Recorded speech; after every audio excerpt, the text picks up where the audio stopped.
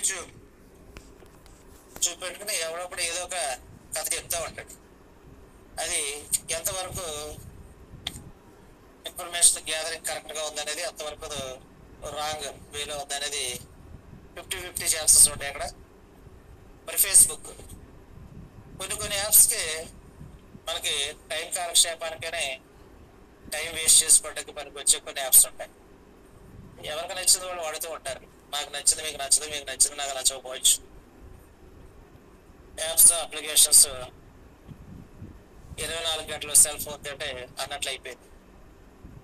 దీనికి నెలకి తక్కువలో తక్కువ 300 నుంచి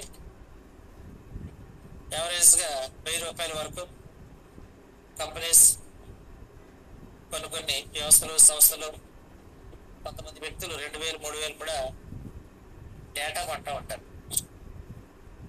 అసలు డేటా అంటే డేటా ఎందుకు కొనాలి? 28 రోజులకి డేటా కొనుక్కుంటాం. 28వ రోజు ఆ టైంకి క్లోజ్ అయిపోతుంది. 1 నిమిషం కూడా వచ్చాం. 10 సంవత్సరాల నుంచి డేటా కొంటున్నా టైం కూడా క్లోజ్ చేసేస్తాడు. ఈ డేటా ఎవరికి ఉపయోగం, ఎవరికి నష్టం, ఎవరికి ఖర్చు? ఏమన్నా లేకపోయినా తింటానికి తింటున్నా లేకపోయినా ఒంటి మీద బట్ట ఉండాలి, ఉంటాకి గుడిసె ఉండాలి. ఇల్లు, గుడిసో, పాకో, సంథింగ్, కూడు, గూడు, గుడ్డ, ఇవి ఎసెన్షియల్, మస్ట్ అండ్ షుడ్ మాట. ఈ 3 ఇవి లేకుండా మానవ జీవన విధానం లేదు. ఖరీదులో కొనుక్కుంటావు, తక్కువలో కొనుక్కుంటావు, ఎక్కువలో కొనుక్కుంటావు, పక్కన పెడితే 3 మస్ట్ అండ్ షుడ్. వీటికి మస్ట్ అండ్ షుడ్ లాగా యాడ్ అయిపోయింది సెల్ ఫోన్. చాలా చాలా యాడ్ అయిపోయినాడు. ఒక సెల్ ఫోనే కాదు, కేబుల్ ఉంది, సెల్ ఫోన్ ఉంది, కరెంట్ ఉంది, గ్యాస్ ఉంది, ఇంకా అలాగే ఎన్నో ఎన్నో ఎన్నో. ఖర్చులు పెరుగుతున్నాయి కానీ ఆదాయం లేవు.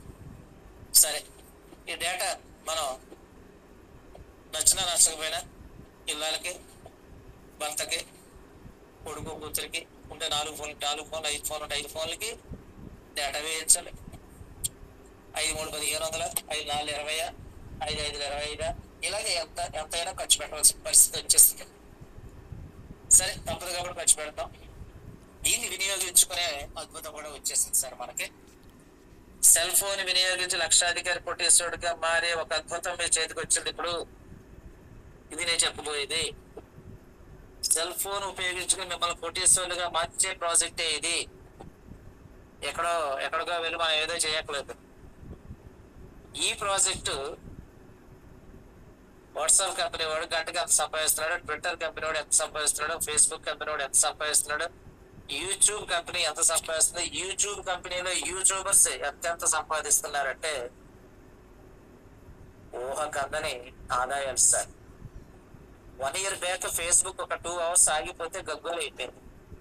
పేపర్లో, రేడియోలో, టీవీలో, పేపర్ పన్నాటిలో, సోషల్ మీడియాలో, సెల్ ఫోన్లో ఎక్కడ చూసినా గందరగోళం. ఫేస్బుక్ అయిపోయిందని గంటకి 24,000 కోట్ల రూపాయలు లాస్ అంట.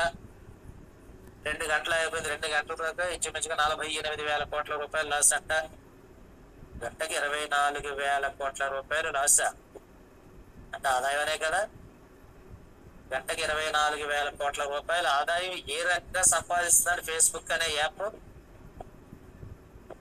మరి యూట్యూబ్ ఎంత సంపాదిస్తుంది, అమెజాన్ ఎంత సంపాదిస్తుంది, వాట్సాప్ ఎంత సంపాదిస్తుంది, ట్విట్టర్ ఎంత సంపాదిస్తుంది, ఫోన్పే, గూగుల్ పే, ఇలాగే ప్రతి యాప్ ఎంత సంపాదిస్తుంది అంటే కళ్ళు తిరిగి పడిపోతాయి అన్నమాట. ఆ ఫిగర్స్ చూస్తే స్పృహ పడిపోతాం. అంటే టెక్నాలజీలో ఉన్నవాళ్ళు, కొంత నాలెడ్జ్ ఉన్న వాళ్ళకి తెలిసినట్టుగా ఆవాల గోపాలని తెలియదు కదా. పల్లెటూళ్ళు వాళ్ళకి కొంతమందికి తెలిసినట్టుగా అందరికీ తెలియదు కదా. అంటే ఇది ఎంత డబ్బు ఎక్కడిది, ఈ సృష్టి ఎక్కడ జరుగుతుంది? మంత్రాలు, మాయలు, అబ్రగాదబ్రాలు ఇవి లేవు. అటువంటి ఏమి నడవు. కొద్ది రోజులు నడిస్తే మోసం అనేది అర్థమైపోతుంది. మరి నోట్లోంచి లింగాలు తీశారు, బంగారు గొలుసులు తీశారు. మరి అంత సృష్టించే మనగాడు ఒక బంగారు కొండను తీయొచ్చు కదా. గంటకో కొండను తీసి పడేస్తే దేశం సస్యశ్యామలం అయిపోద్ది కదా. అంటే ఇదంతా భూత కల్పన అనేది కొంతమంది పిచ్చివాళ్ళకి అర్థం కాని పరిస్థితి. బాబాలు చాలా మంది మోసం చేస్తూ ఉంటారు, సృష్టిస్తూ ఉంటారు. గొలుసులు సృష్టిస్తారు, వాచీలు సృష్టిస్తారు, ఉంగరాలు సృష్టిస్తారు. అలా సృష్టించగలిగే శక్తి ఉంటే డైరెక్ట్ కరెన్సీ అనేది సృష్టించవచ్చు కదా. లక్షల కోట్ల రూపాయలు కొండలుగా గుట్టలుగా వేసి పంచిపెట్టచ్చు కదా. వెర్రితనం సార్. ఎంత వెర్రోడు అంటే మనిషి బాబా గొలుసు నోట్లో తీసేవాడికి ఉప్పు తప్పిపోయిపోతాడు తెగరోడు. వాడు ఒక మ్యూజిషియన్ లాగా మ్యాజిక్ చేస్తున్నాడు అనేది చచ్చినా కూడా అర్థం కాదు, బ్రతుకుండగా అర్థం కాదు, చచ్చినా అర్థం కాదు. అటువంటి దౌర్భాగ్య స్థితులు నమ్మేస్తే ఇంకా సమాజం ఈనాటికి ఉంది, ఈనాటికి ఉంటుంది. ఎందుకంటే వాళ్ళు అలా మెస్మరైజ్ చేస్తూ ఉంటారు. ఈ మతాలు ఇటువంటివి ఇవన్నీ మన పాలిట కామధేను కల్పవృక్షాలు కాదు సార్. పొట్టుకు సావడాకే, వేషాలు పెంచుకోవటాకే, ఈ గోల పెట్టుకోవడాకే తప్ప అది ప్రధానమైన అంశం కాదనేది ఎంతమందికి అర్థం అవుతుంది. అది అర్థం కావాలంటే ఫైనాన్షియల్ ఈక్వాలిటీ రావాలి సార్. ఆర్థిక సమానత, అసమానత పోవాలి. ఆర్థిక సమానత రావాలంటే సమానత్వం రావాలి. అలాగే ఇప్పుడు వస్తుంది అంటే ఈ ప్రాజెక్ట్ ద్వారా 70% తీసుకురావచ్చు అనేది గమనించుకోండి.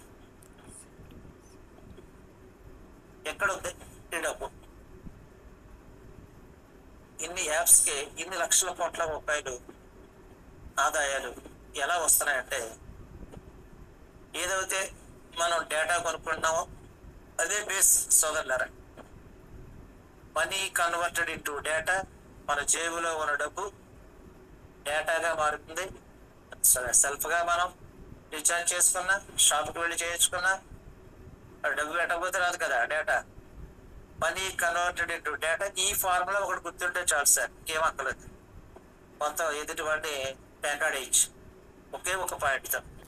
మీకు దమ్ము ఉండాలి, మీటింగ్ కూడా రావక్కర్లేదు. ఒకే ఒక పాయింట్ పట్టుకుని వాడిని కాలికేస్తే ఏరికేస్తే కాలికి ఆడి ఎంత తెలివితేటలు ఉపయోగించినా వాడు మన ముందు బలాదూరం అవుతాడు. యాప్స్కి ఇన్ని లక్షల కోట్ల రూపాయలు ఆదాయాలు ఎలా వస్తున్నాయంటే, ఏదైతే మనం డేటా కొనుక్కుంటున్నామో అదే బేస్ సోదరులారా. Money converted into data. మన జేబులో ఉన్న డబ్బు డేటాగా మారుతుంది. సెల్ఫ్గా మనం రీఛార్జ్ చేసుకున్నా, షాప్కి వెళ్ళి చేయించుకున్నా డబ్బు పెట్టకపోతే రాదు కదా data. Money converted into data. ఈ ఫార్ములా ఒకటి గుర్తుంటే చాలు సార్, ఏం అక్కలేదు. మొత్తం ఎదుటి వాడిని పేకాడేయచ్చు ఒకే ఒక పాయింట్తో. మీకు దమ్ము ఉండాలి, మీటింగ్ కూడా రావక్కర్లేదు. ఒకే ఒక పాయింట్ పట్టుకుని వాడిని కాలికేస్తే ఏరికేస్తే కాలికి ఆడి ఎంత తెలివితేటలు ఉపయోగించినా వాడు మన ముందు బలాదూరం అవుతాడు.